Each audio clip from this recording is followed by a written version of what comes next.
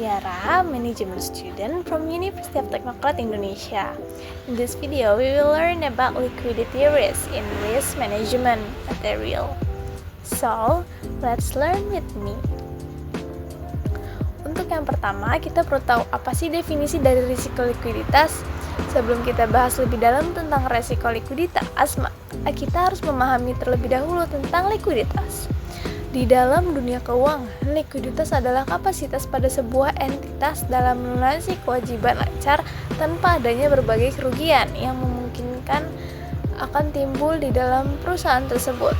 Hal ini sangat bergantung pada liquid atau tidaknya nilai keuangan suatu perusahaan. Likuiditas pada suatu perusahaan bisa dikatakan tidak bermasalah bila seluruh aset untuk memenuhi kewajibannya tidak mengalami masalah ataupun kerugian tertentu. Tapi, bila perusahaan tidak mampu mencukupi likuiditas tersebut, maka bisa dikatakan bahwa perusahaan tersebut harus menerima berbagai risikonya. Untuk itu, jangan heran bila risiko likuiditas selalu berkaitan dengan kondisi yang merugikan di dalam suatu perusahaan. Hal tersebut membuat risiko likuiditas diartikan sebagai potensi kerugian yang terjadi ketika perusahaan tidak mampu memenuhi kewajibannya dengan tepat waktu, seperti membayar utang atau biaya operasional yang karena kekurangan aset yang mudah dicairkan, dan resiko ini dapat mengganggu kelancaran operasional dan bahkan mengarah pada kebangkrutan. Jika tidak segera ditangani, hal apa aja sih yang menyebabkan ini terjadi? Yang pertama, ketidakmampuan menjual aset dengan cepat. Perusahaan mungkin kesulitan menjual asetnya dengan harga yang wajar karena kurangnya daya beli atau pergerakan harga yang besar. Kedua, pengaturan arus kas yang buruk. Manajemen arus kas yang tidak efektif dapat menyebabkan perusahaan kekurangan dana tunai ketika dibutuhkan. Ketiga, tingkat hutang yang tinggi. Jika perusahaan memiliki banyak hutang jangka pendek, resiko likuiditas akan meningkat karena perusahaan harus melunasi hutang tersebut secara tepat waktu. Selanjutnya, perubahan ekonomi yang tidak terduga. Nah, biasanya ini faktor eksternal ya. Krisis ekonomi atau perubahan kebijakan pemerintah dapat mempengaruhi pendapatan perusahaan dan menyebabkan kesulitan dalam memenuhi kewajiban. Next, indikator resiko likuiditas. Ini merupakan metrik atau parameter yang digunakan untuk mengukur sejauh mana si perusahaan mampu memenuhi kewajiban jangka pendeknya tanpa mengalami kesulitan keuangan. Nah, ini adalah indikatornya.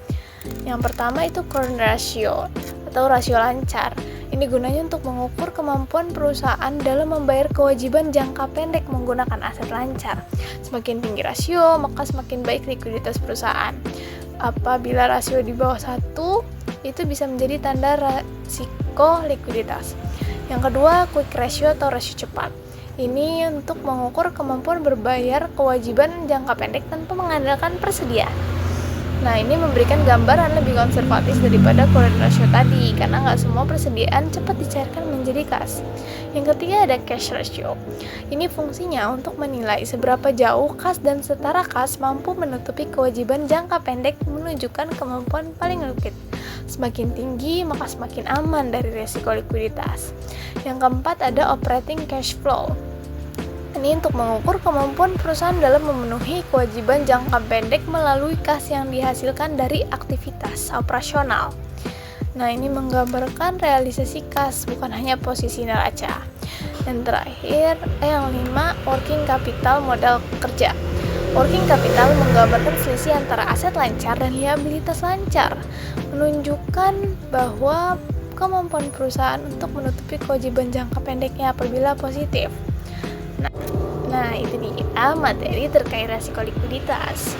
Terima kasih telah menonton video ini dan sampai jumpa di video pembelajaran berikutnya.